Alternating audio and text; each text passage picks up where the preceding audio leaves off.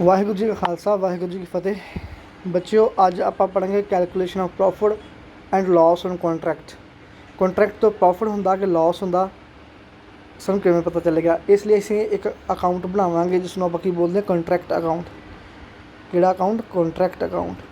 Contract account की जिहड़ी nature होंदी है ना, कॉन्ट्रैक्ट अकाउंट की नेचर एक किहड़ी हुंदी है? नॉमिनल।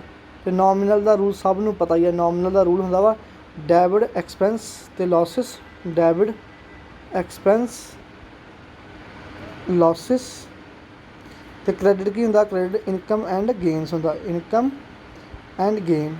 ओके, सो कॉन्ट्रैक्ट अकाउंट एक नॉमिनल टाइप का हुंदा, इसलिए क्रेडिट साइड ते इनकम ते गेन पावांगे, डेबिट साइड ते खर्चे ते लॉसिस नूं ट्रांसफर किया जाएगा।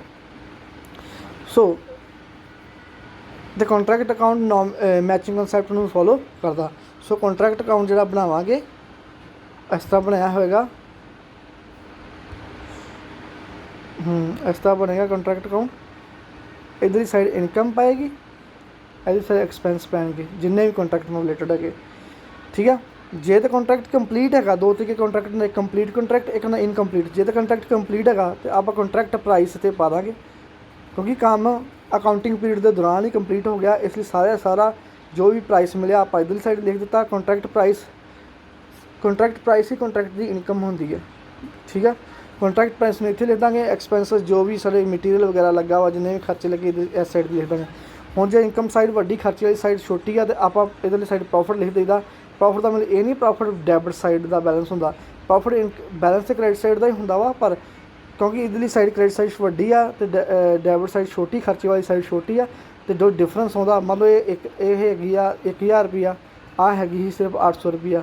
800 तो 1000 तो 200 रुपये का फर्क वा।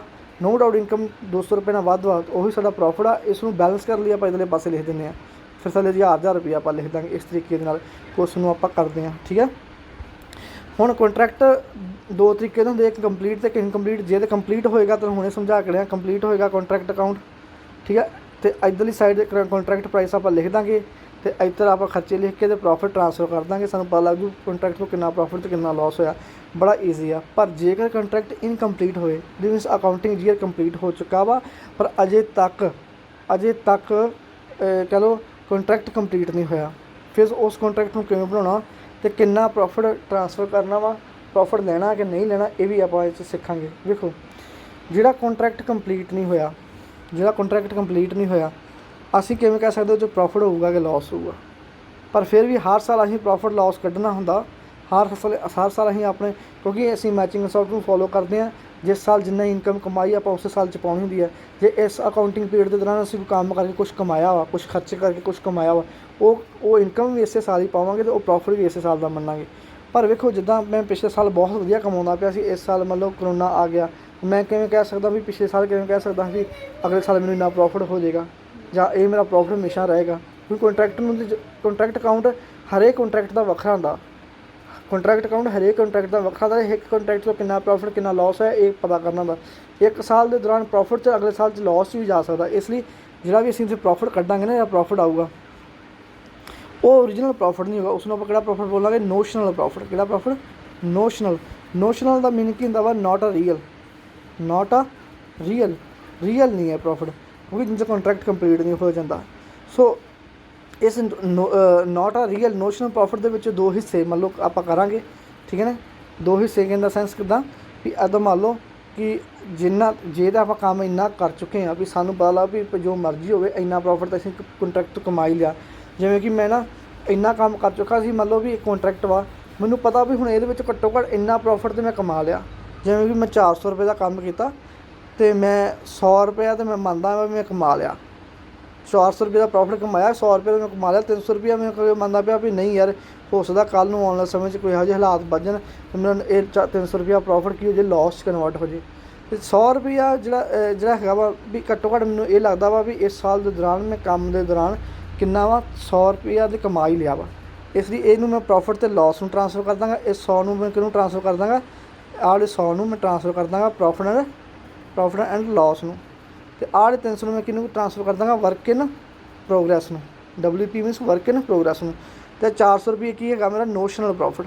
सो नोशनल प्रॉफिट का 400 रुपया मैं प्रॉफिट लॉस नूं कर दांगा ट्रांसफर 100 रुपया, ਤੇ ਵਰਕ ਇਨ ਪ੍ਰੋਗਰੈਸ ਨੂੰ 300 ਤੇ ਨੋਸ਼ਨਲ ਪ੍ਰੋਫਿਟ ਨੂੰ ਇੱਦਾਂ ਵੰਡਾਂਗਾ ਇਨਕੰਪਲੀਟ ਕੰਟਰੈਕਟ ਦੇ ਵਿੱਚ। ਹੁਣ ਵੇਖੋ ਧਿਆਨ ਨਾਲ ਸੁਣਿਆ ਅਗਲੀ ਚੀਜ਼ ਜਿਹੜੀ ਮੈਂ ਚੀਜ਼ ਦੱਸਣ ਲੱਗਾ। ਹੁਣ ਵੇਖੋ ਕਿੰਨਾ ਮੈਂ ਪ੍ਰੋਫਿਟ ਲੋਸ ਨੂੰ ਭੇਜਣਾ, ਕਿੰਨਾ ਮੈਂ ਵਰਕ ਇਨ ਪ੍ਰੋਗਰੈਸ ਨੂੰ ਟ੍ਰਾਂਸਫਰ ਕਰਨਾ, ਇਹਦੇ ਵਿੱਚ ਮੇਨ ਕੁਐਸਚਨ ਹੈਗਾ। ਵੇਖੋ ਜੇ ਤਾਂ ਤੁਸੀਂ ਕੰਮ ਜਿਹੜਾ ਤੁਸੀਂ ਵਰਕ ਡਨ ਕੀਤਾ ਵਾ, ਵਰਕ ਡਨ ਕੀਤਾ, ਉਹ ਲੈਸ ਦੈਨ 25% ਹੈਗਾ, 25% ਤੋਂ ਘੱਟ ਵਾ, ਸਾਰਾ ਨੋਸ਼ਨਲ ਪ੍ਰੋਫਿਟ ਕਿਹਨੂੰ ਟ੍ਰਾਂਸਫਰ ਹੋ ਗਿਆ, ਸਾਰਾ ਨੋਸ਼ਨਲ ਪ੍ਰੋਫਿਟ ਜਿੰਨਾ ਵੀ ਪ੍ਰੋਫਿਟ ਤੁਸੀਂ ਕਮਾਇਆ ਹੋਗਾ ਕੰਟਰੈਕਟ ਤੋਂ, ਸਾਰਾ ਨੋਸ਼ਨਲ ਪ੍ਰੋਫਿਟ ਟ੍ਰਾਂਸਫਰ ਹੋ ਜਾਏਗਾ ਤੁਹਾਡਾ ਵਰਕ ਇਨ ਪ੍ਰੋਗਰੈਸ ਨੂੰ। ਸਮਝਿਆ? ਕੋਈ ਵੀ ਤੁਹਾਡੇ ਪ੍ਰੋਫਿਟ ਲੋਸ ਨੂੰ ਟ੍ਰਾਂਸਫਰ ਨਹੀਂ ਕੀਤਾ ਜਾਏਗਾ। ਤੇ ਜੇਕਰ ਤੁਸੀਂ ਜਿਹੜਾ ਵਰਕ ਡਨ ਕੀਤਾ ਵਾ, ਵਰਕ ਡਨ ਵਾਸਤੇ WD ਵਰਡ ਯੂਜ਼ ਕਰ ਲਗਾ, ਵਰਕ ਡਨ ਕੀਤਾ ਵਾ ਉਹ ਮੋਰ ਦੈਨ ਕੀ ਹੈਗਾ ਵਾ 25% ਹੈਗਾ, ਬਟ ਲੈਸ ਦੈਨ ਕਿਤੋਂ ਹੈਗਾ ਵਾ, ਲੈਸ ਦੈਨ 50% ਹੈਗਾ। ਠੀਕ ਹੈ, ਜੇ ਮੈਂ ਦੂਜੀ ਲੈਂਗੁਏਜ 'ਚ ਲਿਖਾਂ ਤਾਂ ਇੱਦਾਂ ਵੀ ਲਿਖ ਸਕਦਾ ਮੈਂ, WD more than 1/4% and less than 1/2। Then ਤੁਸੀਂ ਆਪਣੇ ਨੋਸ਼ਨਲ ਪ੍ਰੋਫਿਟ ਦਾ ਇਹਦਾ ਜਿਹੜਾ 400 ਹੈ ਨਾ, ਇਹਦਾ 1/4 ਟ੍ਰਾਂਸਫਰ ਕਰੋਗੇ ਪ੍ਰੋਫਿਟ ਲੋਸ ਨੂੰ, ਅਤੇ ਬਾਕੀ 75% ਵਰਕ ਨੂੰ ਪ੍ਰੋਗਰੈਸ ਨੂੰ। ਠੀਕ ਹੈ ਜੀ, ਜਿਵੇਂ ਕਿ 400 ਦਾ 1/4 ਕਿੰਨਾ ਦਾ, 400 ਦਾ 1/4 ਕਰ ਦਿਓ, ਉਹ ਬਣਨਾ ਤੁਹਾਡਾ 100 ਰੁਪਇਆ। ਠੀਕ ਹੈ, ਉਹ ਪ੍ਰੋਫਿਟ ਲੋਸ ਨੂੰ, ਅਤੇ ਬਾਕੀ 300 ਰੁਪਇਆ ਕਿਹਨੂੰ ਟ੍ਰਾਂਸਫਰ ਕਰ ਦੋਗੇ ਵਰਕ ਇਨ ਪ੍ਰੋਗਰੈਸ ਨੂੰ। ਇਹ ਚੀਜ਼ ਹੁੰਦੀ ਓਕੇ। ਅਤੇ ਇਹਦੇ ਵਿੱਚ ਅੱਗੇ ਪੜ੍ਹਨ ਵਾਲੀ ਚੀਜ਼ ਜਿਹੜੀ ਹੈਗੀ ਆ ਉਹ ਇਹ ਵੀ ਮੰਨ ਲਓ, ਨੈਕਸਟ ਪੁਆਇੰਟ ਹੋਰ ਇਹਦੇ ਵਿੱਚ ਆਪਾਂ ਪੜ੍ਹ ਸਕਦੇ ਹਾਂ। ਮੰਨ ਲਓ ਕਿ ਤੁਸੀਂ ਆਪਣੇ ਕੰਮ ਜਿਹੜਾ ਕੰਟਰੈਕਟ ਦਾ ਕੰਮ ਹੈਗਾ, ਵਰਕ ਜਿਹੜਾ ਤੁਸੀਂ ਡਨ ਕਰ ਚੁੱਕੇ ਜੋ, ਉਹ 1/2% ਤੋਂ ਅਬਵ ਹੈਗਾ, ਵਰਕ ਡਨ ਮੋਰ ਦੈਨ ਹੈਗਾ 1/2% ਤੋਂ, ਬਟ ਨੀਅਰ ਕੰਪਲੀਸ਼ਨ ਤੋਂ ਘੱਟ ਵਾ। ਬਟ ਨੀਅਰ ਕੰਪਲੀਸ਼ਨ ਮੀਨਸ 75 ਜਾਂ 80% ਤੋਂ ਘੱਟ ਵਾ, 80% ਤੋਂ ਲੈਸ ਹੈਗਾ, ਘੱਟ ਹੈਗਾ, 80% ਤੋਂ ਕੀ ਹੈਗਾ ਵਾ, ਘੱਟ ਹੈਗਾ। ਦੈਨ ਉਸ ਵਿੱਚ ਜਦ ਤੁਸੀਂ ਟ੍ਰਾਂਸਫਰ ਕਰੋਗੇ ਆਪਣਾ ਪ੍ਰੋਫਿਟ, ਉਹ ਟ੍ਰਾਂਸਫਰ ਕਰੋਗੇ ਜੀ 2/3। ਕਿੰਨਾ ਕਰੋਗੇ? 2/3 ਆ ਰਿਹਾ। ਓਕੇ, ਕਿਸ ਦਾ? ਨੋਸ਼ਨਲ ਪ੍ਰੋਫਿਟ। ਇਹਦੇ ਨਾਲ ਇੱਕ ਆਪਾਂ ਹੋਰ ਚੀਜ਼ ਵੀ ਲਵਾਂਗੇ, ਰਿਟੈਂਸ਼ਨ ਮਨੀ ਨੂੰ। ਇਹ ਮੈਂ ਪੁਆਇੰਟ ਸਮਝਾਇਆ ਨਾ ਕੱਲ੍ਹ ਵਾਲੇ ਰਿਟੈਂਸ਼ਨ ਮਨੀ, ਉਹ ਮੈਂ ਵੀਡੀਓ ਵੀ ਤੁਹਾਨੂੰ ਜਲਦੀ ਪਾ ਦੂੰਗਾ। ਵੈਸੇ ਤਾਂ ਮੈਂ ਵਟਸਐਪ ਵੀ ਕੀਤੀ ਸੀ ਗੱਲ, ਅਤੇ ਉੱਥੇ ਵੀ ਪਾ ਦੂੰਗਾ, ਥੋੜ੍ਹੀ ਕਲੀਅਰ ਹੋ ਜਾਏਗੀ, ਅਤੇ ਤੁਸੀਂ ਉੱਥੋਂ ਵੀ ਵੇਖ ਸਕਦੇ ਹੋ। Retention money means work certified. ਮੈਂ ਕੱਲ੍ਹ ਵੀ ਸਮਝਾਇਆ ਸੀ, ਇੰਜੀਨੀਅਰ ਆ ਕੇ ਵਰਕ ਸਰਟੀਫਾਈਡ ਕਰ ਗਿਆ, ਠੀਕ ਹੈ ਨਾ, ਉਹਨੇ ਕੰਮ ਸਰਟੀਫਾਈਡ ਕੀਤਾ 1000 ਦਾ, ਪਰ ਤੁਹਾਨੂੰ ਜਿਹੜਾ ਕੰਟਰੈਕਟ ਹੀ ਹੋਏਗਾ ਸਾਰਾ ਥੋੜ੍ਹੀ ਦੇ ਦੇਗਾ। ਉਹ ਤੁਹਾਨੂੰ ਮੰਨ ਲਓ ਕਿੰਨੇ ਭੇਜਦਾ ਵਾ, 800 ਰੁਪਏ ਦਿੰਦਾ। ਤੁਸੀਂ ਕੈਸ਼ ਕਿੰਨਾ ਰਿਸੀਵ ਕੀਤਾ? 800, ਅਤੇ ਵਰਕ ਕਿੰਨਾ ਤੁਸੀਂ ਸਰਟੀਫਾਈਡ ਹੋਇਆ ਤੁਹਾਡਾ 1000 ਵਿੱਚੋਂ ਮਤਲਬ ਕਿ 80% ਪੈਸੇ ਤੁਹਾਨੂੰ ਕੈਸ਼ ਆਇਆ। ਫਿਰ ਤੁਸੀਂ ਕਿਵੇਂ ਕਹਿ ਸਕਦੇ ਜਿਹੜਾ ਤੁਸੀਂ ਕਮਾ ਤਾਂ ਲਿਆ, ਪਰ ਅਜੇ ਤੱਕ ਤੁਹਾਡੇ ਹੱਥ 'ਚ ਨਹੀਂ ਪੈਸਾ ਆਇਆ, ਤੁਸੀਂ ਉਹਨੂੰ ਕਿਵੇਂ ਕਹਿ ਸਕਦੇ ਵੀ ਮੇਰਾ ਪੱਕਾ ਪ੍ਰੋਫਿਟ ਹੋ ਗਿਆ, ਜਾਂ ਇਹਦੇ ਵਿੱਚੋਂ ਨੋਸ਼ਨਲ ਵਿੱਚੋਂ ਇਹ ਮੇਰਾ ਪੱਕਾ ਪ੍ਰੋਫਿਟ ਹੈ। ਇਸ ਲਈ ਇਹਦਾ ਵੀ ਪ੍ਰਪੋਰਸ਼ਨ ਨਾਲ ਮਲਟੀਪਲਾਈ ਕਰੀਦਾ। ਸੋ ਇਹਦੇ ਵਿੱਚ ਯਾਦ ਰੱਖਣ ਵਾਲੀ ਗੱਲ ਇਹ ਹੈਗੀ ਆ ਕਿ ਜਿੰਨਾ ਵੀ ਨੋਸ਼ਨਲ ਪ੍ਰੋਫਿਟ ਹੋਏਗਾ, ਜਿਹਦੇ ਕੰਮ 1/4 ਤੋਂ ਉੱਪਰ ਵਾ, ਜੇਕਰ 1/4 ਤੋਂ ਉੱਪਰ ਵਾ, ਜ਼ਿਆਦਾ ਵਾ, ਠੀਕ ਹੈ ਨਾ, 1/4 ਤੋਂ ਜ਼ਿਆਦਾ ਵਾ, ਬਟ 1/2 ਤੋਂ ਘੱਟ ਵਾ, ਠੀਕ ਹੈ। ਇਹ ਤੋਂ 1/4 ਤੋਂ ਜ਼ਿਆਦਾ ਵਾ, ਅਤੇ 1/2 ਤੋਂ ਘੱਟ ਵਾ, ਠੀਕ ਹੈ। ਇੱਕ ਮਿੰਟ ਮੈਂ ਇੱਥੇ ਕਰੂੰਗਾ। ਕੋਈ ਵੀ ਵਰਕ ਤੁਸੀਂ ਡਨ ਕੀਤਾ ਵਾ, ਵਰਕ ਡਨ ਕੀ ਹੈਗਾ ਜੀ, 1/4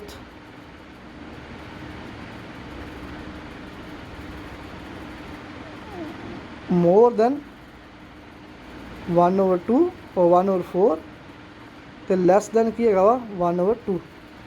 ਸੋ 1/2 ਤੋਂ ਘੱਟ ਵਾ, 1/4 ਤੋਂ ਜ਼ਿਆਦਾ ਵਾ, ਤਾਂ ਤੁਸੀਂ ਕਿੰਨਾ ਕਰੋਗੇ ਟ੍ਰਾਂਸਫਰ? ਨੋਸ਼ਨਲ ਪ੍ਰੋਫਿਟ ਦਾ 1/4 ਹੀ ਹਿੱਸਾ ਟ੍ਰਾਂਸਫਰ ਕਰੋਗੇ, ਜਿਵੇਂ ਕਿ ਇਹਦੇ ਵਿੱਚ ਇੱਥੇ ਲਿਖਿਆ ਵੀ ਆ, ਵੇਖੋ ਤੁਸੀਂ। Notional profit 1/3 cash receive divide by work certified. ਅਤੇ ਜੇਕਰ ਜ਼ਿਆਦਾ ਵਾ, 1/2 ਤੋਂ ਜ਼ਿਆਦਾ ਵਾ, ਅਤੇ ਨੀਅਰ ਕੰਪਲੀਸ਼ਨ ਤੋਂ ਘੱਟ ਹੈਗਾ ਵਾ, ਕਿਉਂਕਿ 3/4 ਲੈ ਲਓ, 3/4 ਤੋਂ ਘੱਟ ਵਾ, ਤਾਂ ਫਿਰ ਤੁਸੀਂ 2/3 ਟ੍ਰਾਂਸਫਰ ਕਰੋਗੇ, 2/3 ਟ੍ਰਾਂਸਫਰ ਕਰੋਗੇ ਪ੍ਰੋਫਿਟ ਲੋਸ ਨੂੰ, ਤੇ ਬਾਕੀ ਦਾ ਜਿਹੜਾ 1/3 ਹਿੱਸਾ ਆਏਗਾ ਉਹ ਕਿਹਨੂੰ ਕਰੋਗੇ, ਵਰਕ ਇਨ ਪ੍ਰੋਗਰੈਸ ਨੂੰ। ਇਨ ਕੇਸ ਇਹਦੇ ਵਿੱਚ, ਇਨ ਕੇਸ ਵਿੱਚ 1/4 ਪ੍ਰੋਫਿਟ ਲੋਸ ਨੂੰ ਟ੍ਰਾਂਸਫਰ ਕਰੋਗੇ ਤੇ 3/4 ਕਿਹਨੂੰ ਟ੍ਰਾਂਸਫਰ ਕਰੋਗੇ, ਵਰਕ ਇਨ ਪ੍ਰੋਗਰੈਸ ਨੂੰ। ਕਿਉਂਕਿ 1 ਵਿੱਚੋਂ 1/4 ਮਾਈਨਸ ਕਰਨ ਤੋਂ ਬਾਅਦ 3/4 ਹੀ ਬਚਦਾ। ਸੋ ਚੀਜ਼ਾਂ ਧਿਆਨ 'ਚ ਰੱਖਿਓ। ਓਕੇ, ਨੈਕਸਟ, ਜੇਕਰ ਤੁਹਾਡਾ ਕੰਟਰੈਕਟ ਬਿਲਕੁਲ ਨੀਅਰ ਕੰਪਲੀਸ਼ਨ 'ਤੇ ਆ ਚੁੱਕਾ ਵਾ, ਕੰਪਲੀਟ ਹੋਣ ਦੇ ਬਿਲਕੁਲ ਕੋਲ ਆ ਚੁੱਕਾ ਵਾ, ਫਿਰ ਤੁਸੀਂ ਆਪ ਇਹ ਵਾਲੇ ਤੁਸੀਂ ਪ੍ਰਪੋਰਸ਼ਨ ਯੂਜ਼ ਨਹੀਂ ਕਰ ਸਕਦੇ। ਫਿਰ ਤੁਸੀਂ ਕਰੋਗੇ ਟੋਟਲ ਪ੍ਰਾਈਸ ਜੋ ਤੁਹਾਨੂੰ ਮਿਲਿਆ ਹੀ ਹੋਏਗਾ, ਮਿੱਥਿਆ ਹੀ ਹੋਏਗਾ ਕਿ ਕਿੰਨਾ ਕੰਟਰੈਕਟ ਪ੍ਰਾਈਸ ਹੈਗਾ, ਉਹ ਲਿਖੋਗੇ।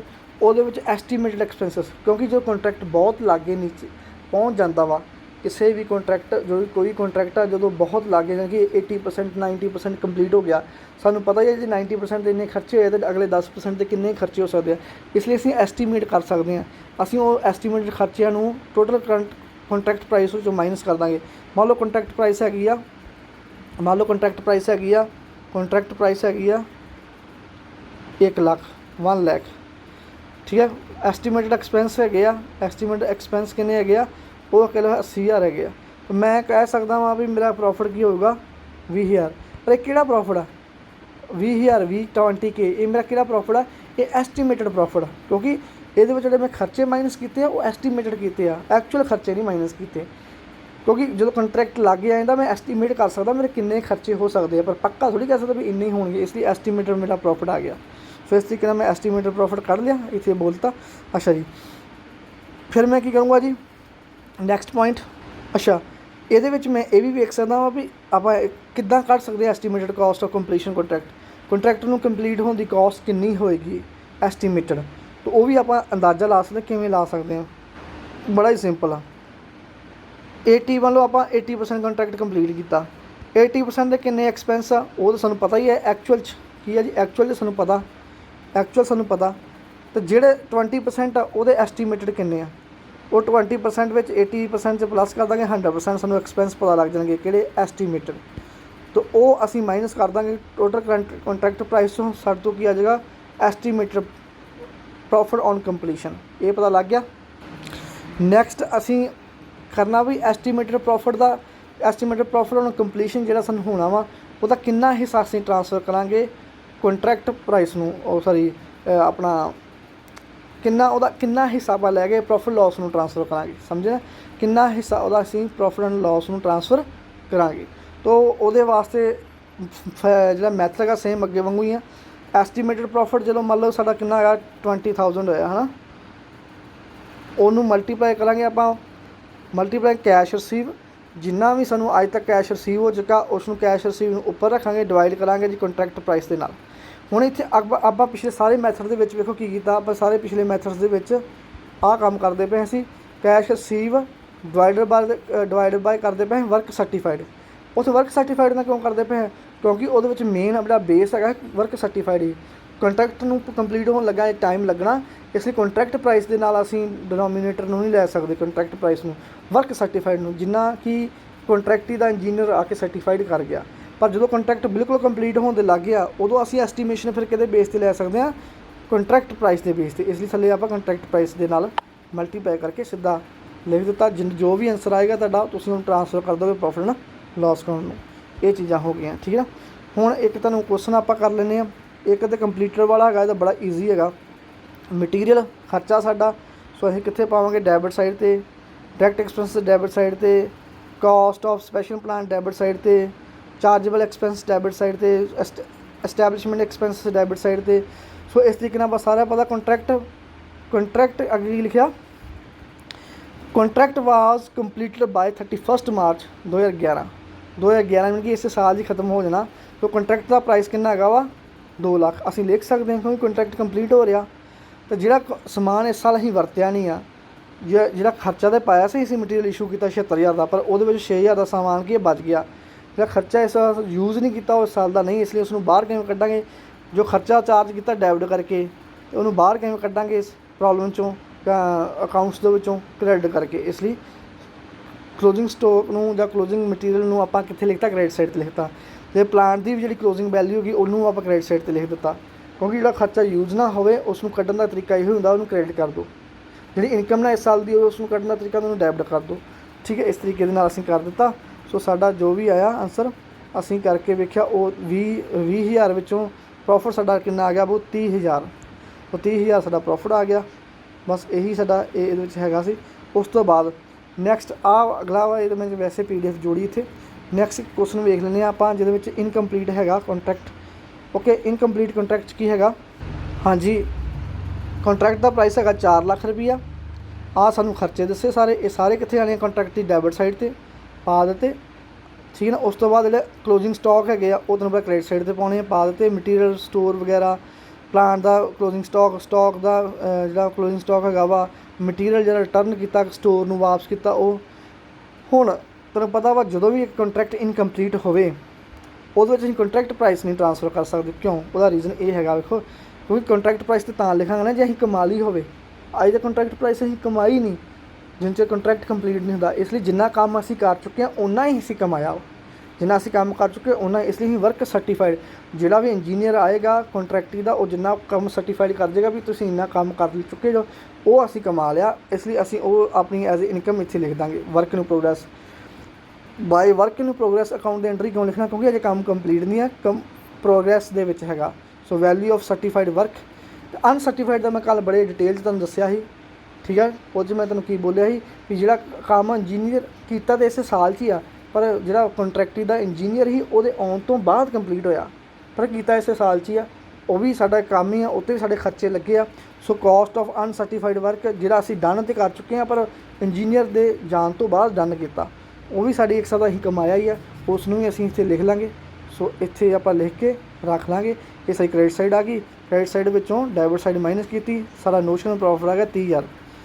ਹੁਣ ਇਸ ਕੰਟਰੈਕਟ ਦੇ ਵਿੱਚ ਬੋਲਿਆ ਵਾ ਇਸ ਜੋ ਵੀ ਸਾਡਾ ਇਹ ਹੈਗਾ ਆਪਣਾ, ਉਹ ਦੇਖੋ ਕੰਟਰੈਕਟ ਦੀ ਪ੍ਰਾਈਸ ਹੈਗੀ 4 ਲੱਖ, ਠੀਕ ਹੈ। ਹਮੇਸ਼ਾ ਆਪਾਂ ਵਰਕ ਸਰਟੀਫਾਈਡ ਤੋਂ ਵੇਖਣਾ ਵਾ, ਅਨਸਰਟੀਫਾਈਡ ਨੂੰ ਵਿੱਚ ਕੰਸੀਡਰ ਨਹੀਂ ਕਰਨਾ। ਵਰਕ ਸਰਟੀਫਾਈਡ ਕਿੰਨਾ ਹੈਗਾ? 1,20,000। ਇਹ ਕਿੰਨੇ ਪਰਸੈਂਟ ਵਾ? 4 ਲੱਖ ਤੋਂ ਕਿੰਨੇ ਪਰਸੈਂਟ ਹੈਗਾ? 4 ਲੱਖ ਦਾ 25% ਤੋਂ ਉੱਪਰ ਆ, ਕਿਉਂਕਿ 4 ਲੱਖ ਦਾ 25% ਕਿੰਨਾ ਹੁੰਦਾ? 4 ਲੱਖ ਦਾ 25% ਹੁੰਦਾ 1 ਲੱਖ। ਸੋ 1 ਲੱਖ ਤੋਂ ਉੱਪਰ ਆ ਤੇ 4 ਲੱਖ ਦਾ 50% ਕਿੰਨਾ ਹੁੰਦਾ? 2 ਲੱਖ। 1 ਲੱਖ ਤੋਂ ਉੱਪਰ ਵਾ, ਠੀਕ ਹੈ ਨਾ, ਤੇ 1 ਲੱਖ ਤੋਂ ਉੱਪਰ ਵਾ, ਠੀਕ ਹੈ। ਮੋਰ ਦੈਨ 1 ਲੱਖ, ਠੀਕ ਹੈ ਨਾ। ਸੋ ਮੋਰ ਦੈਨ 1 ਲੱਖ ਹੈਗਾ ਵਾ, ਅਤੇ ਲੈਸ ਦੈਨ ਕੀ ਹੈਗਾ ਵਾ? 2 ਲੱਖ। ਸੋ 2 ਲੱਖ ਤੋਂ ਘੱਟ ਵਾ ਕੰਟਰੈਕਟ ਜਿਹੜਾ ਸਰਟੀਫਾਈਡ ਹੈਗਾ ਵਾ, ਅਤੇ 1 ਲੱਖ ਤੋਂ ਜ਼ਿਆਦਾ ਵਾ। ਇਟ ਮੀਨਸ 1,20,000 ਸਾਡਾ ਵਰਕ ਸਰਟੀਫਾਈਡ ਆ।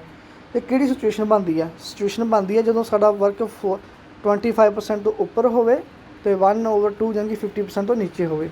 ਸੋ 1 ਲੱਖ ਤੋਂ ਉੱਪਰ ਵਾ ਅਤੇ 2 ਲੱਖ ਤੋਂ ਨੀਚੇ ਆ। ਕਿਹੜਾ? 20,000। ਜਿਹੜੇ ਆਪਾਂ 20,000 ਵਾ ਉਹ ਤੁਹਾਨੂੰ ਪਤਾ ਹੀ ਆ, 1 ਲੱਖ ਤੋਂ ਉੱਪਰ ਆ ਅਤੇ 2 ਲੱਖ ਤੋਂ ਨੀਚੇ ਆ। ਇਸ ਲਈ ਆਪਾਂ ਜਿੰਨਾ ਵੀ ਸਾਡਾ ਪ੍ਰੋਫਿਟ ਹੋਇਆ, ਨੋਸ਼ਨਲ ਪ੍ਰੋਫਿਟ ਹੋਇਆ 30,000, ਉਹਦਾ 1/3 ਭਾਈ ਆਪਾਂ 1/3 ਹਾਂਜੀ 1/3 ਟਰਾਂਸਫਰ ਕਰਾਂਗੇ। ਕਿਹਨੂੰ? 1/3 ਟਰਾਂਸਫਰ ਕਰਾਂਗੇ। ਮੈਂ ਸ਼ਾਇਦ ਗਲਤੀ ਨਾਲ ਉੱਥੇ ਬੋਲ ਗਿਆ, 1/4 ਹਿੱਸਾ 1/3 ਅਸੀਂ ਟਰਾਂਸਫਰ ਕਰਾਂਗੇ। ਉਸ ਨੂੰ ਕਰੈਕਟ ਕਰ ਲਿਓ। 1/3 ਜਿਹੜਾ ਹਿੱਸਾ ਹੋਏਗਾ ਉਹ ਟਰਾਂਸਫਰ ਹੋਏਗਾ ਪ੍ਰੋਫਿਟ ਲੋਸ ਅਕਾਊਂਟ ਨੂੰ, ਅਤੇ 2/3 ਜਿਹੜਾ ਹਿੱਸਾ ਹੋਏਗਾ ਉਹ ਟਰਾਂਸਫਰ ਹੋਏਗਾ ਵਰਕ ਇਨ ਪ੍ਰੋਗਰੈਸ ਅਕਾਊਂਟ ਨੂੰ। ਅਤੇ ਇਹ ਟਰਾਂਸਫਰ ਕਰਦੇ ਸਮੇਂ ਤੁਹਾਨੂੰ ਬੋਲਿਆ ਸੀ cash receive divided by work certified. Cash receive ਕਿੰਨਾ ਹੋਇਆ? ਕੁਐਸਚਨ ਵਿੱਚ ਬੋਲਿਆ ਵਾ 90,000, ਅਤੇ ਵਰਕ ਸਰਟੀਫਾਈਡ ਕਿੰਨਾ? 1,20,000। ਸੋ ਸਾਡਾ ਟੋਟਲ ਫਾਰਮੂਲਾ ਆਹ ਵਾਲਾ ਬਣ ਜਾਣਾ, ਵੇਖਿਓ ਆ ਰਿਹਾ 30,000। ਉਹਦਾ 1/3 ਕਿਉਂ ਕੀਤਾ? ਕਿਉਂਕਿ ਕੰਟਰੈਕਟ 1/4 ਤੋਂ ਉੱਪਰ ਵਰਕ ਹੋ ਚੁੱਕਾ ਵਾ ਕੰਟਰੈਕਟ ਦਾ, ਅਤੇ 1/2 ਤੋਂ ਨੀਚੇ ਆ, ਇਸ ਲਈ ਇਹ 1/3 ਲਿਆ। ਅਤੇ ਕੈਸ਼ ਰਿਸੀਵ ਸਾਡਾ 90,000 ਸੀ ਅਤੇ ਵਰਕ ਸਰਟੀਫਾਈਡ 1,20,000 ਸੀ। ਸੋ 75,000 ਸਾਡਾ ਟਰਾਂਸਫਰ ਹੋਏਗਾ ਪ੍ਰੋਫਿਟ ਲੋਸ ਨੂੰ, 7500 ਪ੍ਰੋਫਿਟ ਲੋਸ ਨੂੰ ਟਰਾਂਸਫਰ ਹੋਏਗਾ, ਅਤੇ 22,500 ਵਰਕ ਇਨ ਪ੍ਰੋਗਰੈਸ ਨੂੰ ਟਰਾਂਸਫਰ ਹੋਏਗਾ। ਇਸ ਤਰੀਕੇ ਦੇ ਨਾਲ ਅਸੀਂ ਪੂਰਾ ਕੁਐਸਚਨ ਡਨ ਕਰਾਂਗੇ। ਓਕੇ, ਇੰਨਾ ਸੀ ਜੀ, ਧਿਆਨ ਨਾਲ ਦੇਖ ਲਿਓ। ਇਹਦੇ ਵਿੱਚ ਇਸ ਤਰੀਕੇ ਨਾਲ ਆਪਾਂ ਕੁਐਸਚਨ ਕਰਦੇ ਹਾਂ। ਓਕੇ, ਵਾਹਿਗੁਰੂ ਜੀ ਕਾ ਖਾਲਸਾ, ਵਾਹਿਗੁਰੂ ਜੀ ਕੀ ਫਤਿਹ।